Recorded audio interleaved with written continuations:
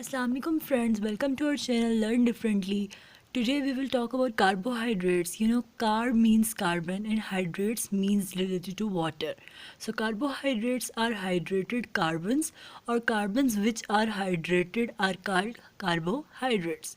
Now we will say that what is the general formula for carbohydrates. So general formula for carbohydrates is CXH2OY, where X is the whole number from 3 to many thousand, whereas Y may be same or different whole number. Like if you talk about glucose, C6H2O6, which comes out to be C6H12O6. If you talk about sucrose, C12 H2O whole 12. So C6, C12, H22, O11. Okay, so now we will talk about what is polysaccharide. What are actually polysaccharides?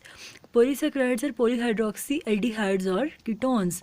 Like they have a hydroxyl group, they have hydroxyl group. They all have hydroxyl group, and sometimes they have aldehyde group with hydroxyl group, and sometimes they have ketonic group with hydroxyl group.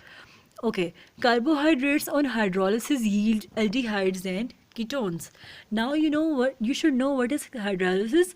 Hydrolysis क्या होता है आपको पता होना चाहिए.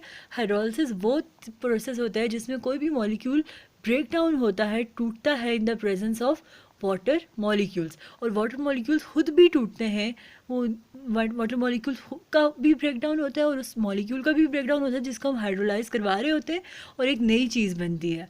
तो इसी तरह जब हम लोग एल्डिहाइड्स को हाइड्रोलाइज करवाते हैं, वाटर को यूज़ करके उनको तोड़ते हैं, तो हमारे पास उनमें से क्या बनता है? हमारे पास उनमें से बनते हैं पॉलीहाइड्रोक्सी एल्डिहाइड्स एंड कीटोन्स. ठीक है. अब कार्बोहाइड्रेट्स के कौन से सोर्सेज है, हम कहाँ से गेट कर सकते हैं? ग्रीन प्लांट्स से जो फोटोसिंथेसिस करते हैं हम उधर से कार्बोहाइड्रेट्स को हासिल कर सकते हैं, क्योंकि जब वो फोटोसिंथेसाइज करेंगे तो वो अकॉर्डिंग टू केल्विन साइकिल वो G3P बनाएंगे. ठीक है. अब वो G3P कंबाइन करके क्या बनेगा? ग्लिसरल्डिहाइड 3-फॉस्फेट ग्लूकोज बनेगा. अब वो ग्लूकोज ही स्टोर होगा in the form of starch, in the form of sugar, in the form of cellulose, in the form of glycogen वो स्टोर हो जाएगा. And finally we are also studying one thing कि conjugated molecules भी carbohydrates की मदद से बन सकते हैं, जैसे ग्लाइकोप्रोटीन्स, ग्लाइकोलिपिड्स, और इनके रोल्स आप सब पढ़ चुके हैं कि ये कितने ज़रूरी हैं.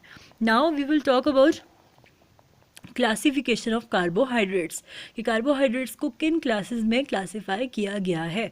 Number 1 is monosaccharide, number 2 is oligosaccharide and number 3 is polysaccharide. Mono मतलब one, saccharide is derived from Greek word sakcharon which means sugar. Oligo मतलब few, saccharide is derived from Greek word which means sugar. Poly means three, poly means many and saccharide means sugar. Okay. So monosaccharide means there is only one carbohydrate. It is simple carbohydrate. It cannot be hydrolyzed further because it is itself the simplest form. ये खुद ही simplest form है. It cannot be hydrolyzed and it is soluble in water and it has a sweet taste, just like glucose. It has a sweet taste. Trioses, pentoses, heptoses, and they all are common examples of monosaccharides. और ट्रायोसिस में कौन से आते हैं? ट्रायोसिस में हमारे पास आते हैं जो रेस्पिरेशन में इंटरमीडिएट्स होते हैं और जो फोटोसिंथेसिस में इंटरमीडिएट्स होते हैं जिस तरह G3P, और रेस्पिरेशन में भी जो इंटरमीडिएट्स होते हैं जिस तरह G3P. They all are monosaccharides. Now we will talk about oligosaccharides. Oligo means few, saccharide means sugar. They are less soluble in water as compared to monosaccharides, but still they are not completely insoluble. They are less soluble, less sweet, and on hydrolysis they yield 2 or more monosaccharides. Oligosaccharides are usually made up of 2 to 10 monosaccharides. Okay.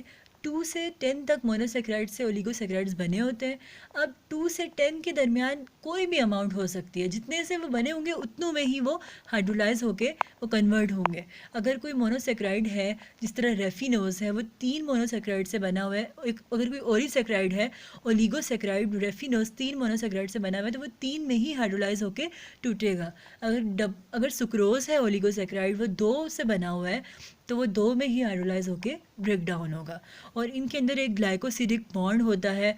जब भी 2 monosaccharides एक दूसरे के साथ react करते हैं to form a disaccharide, तो उन दोनों के दरमियान क्या बनता है? Glycosidic bond. और जब भी 3 मोनोसेक्राइड एक दूसरे के साथ रिएक्ट करते हैं टू फॉर्म ओलिगोसेक्राइड, तो उधर से भी वाटर रिलीज होता है, डिहाइड्रेशन सिंथेसिस होता है, हमारे पास क्या बनता है? Glycosidic bond. ओके, याद रखें एक सिंपल ट्रिक है, जितने मोनोसेक्राइड्स होंगे उसमें से एक बॉन्ड आपने एक नंबर कम करके आपने बॉन्ड नंबर बताना है। अगर 3 मोनोसेक्राइड्स मिल रहे हैं तो 2 ग्लाइकोसिडिक बॉन्ड होंगे, अगर 2 मोनोसेक्राइड्स मिल रहे हैं तो 1 होगा, अगर 4 मिल रहे हैं तो 3 होंगे। Now we are talking about polysaccharides. Poly means many, saccharides means sugar. These are most complex and abundant. These are very abundant as cellulose, glycogen. These are very abundant, branched and tasteless. They are branched and tasteless. इनकी branches होती हैं और इनका कोई test नहीं होता। इनका high molecular weight होता है, इनसोल्यूबल इन वाटर, और वेरी स्पेरिंगली, मतलब बहुत थोड़ा सा सोल्यूबल होते हैं या फिर बिल्कुल इनसोल्यूबल होते हैं।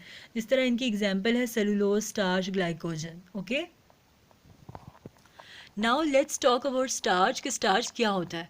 स्टार्च आपको पता है फाउंड होता है फ्रूट्स में, ग्रेन्स में, सीड्स ऑफ ट्यूबर्स में। ये जो पोटैटो ट्यूबर्स होते हैं जो ज़मीन के नीचे से निकलते हैं, ये जो सब्जियां होती हैं फ्रूट्स के अंदर, और दाने, सीरियल्स, ओट्स, इन चीज़ों के अंदर, बार्ले, इन चीज़ों के अंदर, और सीड्स के अंदर चीज़ों की ये मौजूद होती है स्टार्च। अच्छा, स्टार्च जो है वो मेन सोर्स ऑफ कार्बोहाइड्रेट है फॉर एनिमल्स। मतलब एनिमल्स के लिए जो सबसे मेन सोर्स है कार्बोहाइड्रेट्स का, दैट इज़ स्टार्च। कैसे? क्योंकि एनिमल्स किसको खाते हैं? प्लांट्स को। कौन से एनिमल्स? हर्बीवोर्स और omnivores. Carnivores do not eat plant, they eat flesh.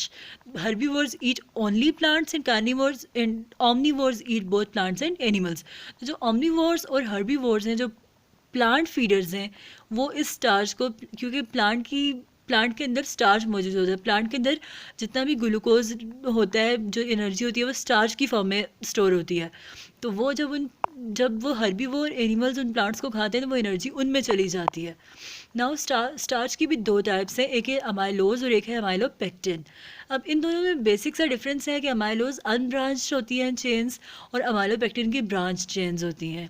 Amylose soluble होती है हॉट वाटर में, जबकि अमाइलोपेक्टिन इनसोल्यूबल होती है, चाहे हॉट वाटर हो चाहे कोल्ड वाटर हो। अमाइलोपेक्टिन कभी भी वाटर में डिज़ोल्व नहीं हो सकती, चाहे वाटर हॉट है चाहे वाटर कूल है, वो वाटर में डिज़ोल्व नहीं होगी। लेकिन अमाइलोज सोल्यूबल होती है हॉट वाटर के अंदर। Now talk about glycogen. Glycogen is also called animal starch.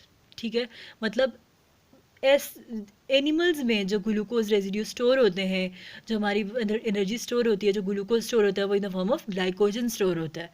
और ये ज़्यादा अबंडेंटली लिवर एंड मसल्स में हमारा ग्लाइकोजन स्टोर होता है। ठीक है, लेकिन ये ऑल एनिमल्स के सेल्स के तमाम सेल्स के अंदर होता है, एनिमल्स के तमाम सेल में, लेकिन सबसे ज़्यादा अबंडेंटली, सबसे ज़्यादा कंसनट्रेशन में कहाँ होता है? लिवर में और मसल्स में। ये भी इनसोल्यूबल होता है, यू नो कि ये पॉलीसेक्राइड, और पॉलीसेक्राइड सबके सब इनसोल्यूबल हैं वाटर में। ये यील्ड करते हैं ग्लूकोज और हाइड्रोलिसिस, क्योंकि जिससे मिलके बना होगा वही उसी में टूटेगा, तो ये ग्लूकोज यील्ड करते हैं। और अगर इसको हम लोग जो है आयोडीन के साथ रिएक्ट करवाएं, आयोडीन इंडिकेटर डालें, तो इसका कलर रेड होता है। Glycogen gives red colour with iodine, और मैं स्टार्च का बताना भूल गई, starch gives blue colour with iodine. ये इन दोनों में टेस्ट भी आता है, आपको एक सैंपल दिया जाता है जिसमें आपको नहीं पता होता ये ग्लाइकोजन है, ये स्टार्च है, सेलुलोज है। तो आपसे कहते हैं कि identify which one is cellulose, identify which one is starch, which one is glycogen. तो आप उसको थोड़ा सा टेस्ट ट्यूब में सेपरेट करते हैं और उसके अंदर थोड़ी सी आयोडीन डालते हैं। अगर वो रेड कलर देता है तो इट मीन्स कि वो ग्लाइकोजन है, अगर वो ब्लू कलर देता है इट मीन्स कि वो स्टार्च है। एंड यू नो कि cellulose gives no colour with iodine. Cellulose कोई कलर नहीं देता, ये न्यूट्रल रहता है। तो अगर वो कोई कलर ही नहीं शो कर रहा है, जैसा था वैसा ही है, तो इट मीन्स के it is cellulose. Okay, I hope you are getting the point. Now cellulose most abundant carbohydrate है in nature. क्यों? क्योंकि plant cell walls are made up of cellulose. Animals don't have cell wall, and fungi cell walls are made up of chitin, and bacterial cell wall is made up of murine or sacculus or peptidoglycan. तो plants कितने abundant हैं इस universe में, इस world में कितने ज़्यादा plants हैं, और तमाम प्लांट्स की जो सेल वॉल्स हैं वो सेलुलोज से बनी हुई हैं. You have studied very well primary wall, secondary wall, middle Lamela, उनमें पेक्टिन, हेमी सेलुलोज की डिपोजिशन होती है. तो इतने सारे प्लांट्स हैं, तो तमाम प्लांट्स के हर सेल की सेल वॉल सेलुलोज से बनी हुई है. तो ये मोस्ट अबंडेंट है नेचर में. और जो कॉटन है यानी जो कपास है वो प्योर फॉर्म ऑफ सेलुलोज है, वो 99% सेलुलोज है. और ये भी इनसॉल्युबल है वाटर में. ये यील्ड करती है ग्लूकोज एंड हाइड्रोलिसिस, और ये कोई कलर नहीं देती with iodine. I hope you got the lecture. अब आप ये पूरा लेक्चर देख लें और हमारे चैनल को सब्सक्राइब करना मत भूलें. Okay, thank you.